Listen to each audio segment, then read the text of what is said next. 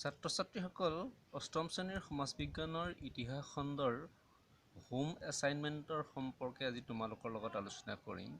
তোমালোকক হোম এছাইনমেণ্টৰ 4টা প্ৰশ্ন দিয়া হৈছে। প্ৰথম প্ৰশ্নটো হৈছে কোন কোন ইউৰোপীয় দেশে ভাৰতবৰ্ষত ব্যৱসায় বাণিজ্য কৰিবলৈ আহিছিল? ক্ৰমানুসাৰে খ্ৰীষ্টাব্দ উল্লেখ কৰি উত্তৰ লিখা। এই পাঠটোৰ উত্তৰ পাবলৈ হ'লে তোমালোকে পাঠ নম্বৰ 12 বাণিজ্যবাদ আৰু ভাৰতলৈ ইউৰোপীয় ব্যৱসায়ীসকলৰ আগমন পাঠটো ভালকৈ পঢ়িব লাগিব।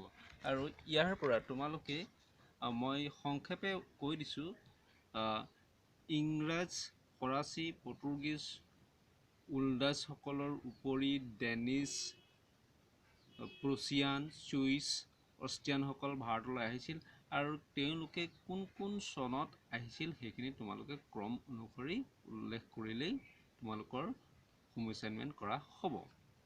এতিয়া দ্বিতীয়টো হোম এছাইনমেণ্টলৈ আহোঁ। বাণিজ্যবাদ বুলিলে কি বুজা? বাণিজ্যবাদ আৰু উপনিৱেশবাদৰ মাজত থকা সম্পৰ্ক বা পাৰ্থক্য বৰ্ণনা কৰা। এই প্ৰশ্নটোৰ উত্তৰ পাবলৈ হ'লে তোমালোকে তোমালোকৰ পৃষ্ঠা নম্বৰ 99 ইয়াত তোমালোকক মই চিন দি দিছোঁ। পৃষ্ঠা নম্বৰ 99 16শ শতিকাৰ পৰা 18শ শতিকাৰ শেষলৈ পশ্চিম ইউৰোপীয় অৰ্থনীতি বাণিজ্যবাদে নিয়ন্ত্ৰণ কৰিছিল। বাণিজ্যবাদ বুলিলে ব্যৱসায় বাণিজ্য বা অৰ্থনৈতিক কাৰ্যকলাপ চৰকাৰৰ দ্বাৰা নিয়ন্ত্ৰণ কৰাকে বুজায়।